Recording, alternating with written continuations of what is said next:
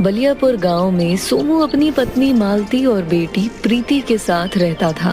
उनके पास उनका एक बैल बादल भी था, जिसकी मदद से वो खेती करते थे। लो और खाओ, जी भर कर खाओ।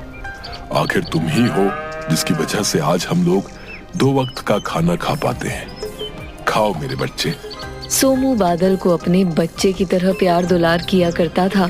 दोपहर में सोनू अपनी बीवी से, अरे ओ भाग्यवान, सुनती हो? जी हाँ आई। क्या हुआ? मैं बादल को नहलाने तालाब पर लेकर जा रहा हूँ और आते वक्त खेत से होता आऊंगा कि फसल कैसी हो रखी है। ठीक है? ठीक है, ठीक है।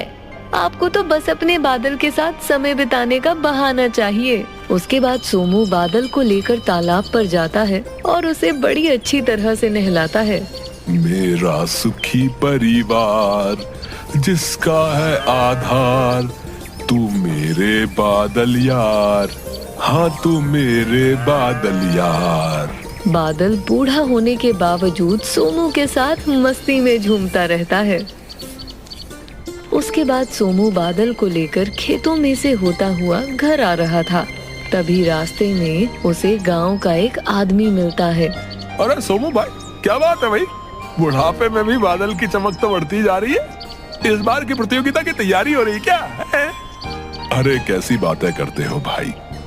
वो वक्त गया जब बादल के सामने कोई बैल टिकता नहीं था, लेकिन अब मेरा बादल बूढ़ा हो चुका है। मैं उसे प्रतियोगिता में नहीं भाई, ऐसा नहीं है सोमू भाई। बादल में अभी भी कोई कमी नहीं है। हाँ, बाकी देख लो, तुम्हारा अपना विचार है। सुझाव के लिए धन्यवाद भाई। माफ करना, देरी हो रही है, मैं चलता हूँ। अगली सुबह सोमू शहर जा रहा था। तभी उसकी पत्नी ने उसे रोका। सुनिए जी, मैं कह रही थी कि आप जाते जाते बादल को भी ले जाइए। मैं इतनी गर्मी में बादल को ले जाकर क्या करूँगा? बेचारा परेशान होगा। देखिए, अब बादल बूढ़ा हो गया है और ये हमारे किसी काम का नहीं। अब ये खेतों में काम नहीं कर सकता है। तुम पागल हो गई हो क्या? कैसी कैसी बातें कर रही हो? मैं सही कह रही हूँ।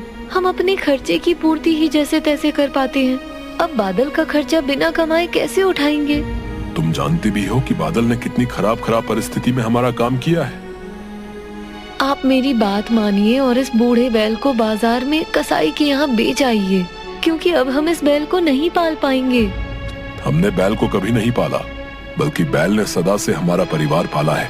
मुझे बैल से कोई परेशानी नहीं है, लेकिन मैं भी हमारी हालत को ध्यान में रखकर बोल रही हूँ। मैं आज नए बैलों की जोड़ी ले जाऊंगा, लेकिन बादल इस घर से कहीं नहीं जाएगा।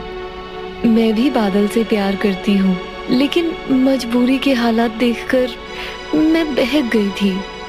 कोई बात नहीं, मैं अब शहर जा रहा हूँ। सोमू शहर में गया और उसने देखा कि वहाँ कुछ किसान पशुओं को बेच और खरीद रहे हैं।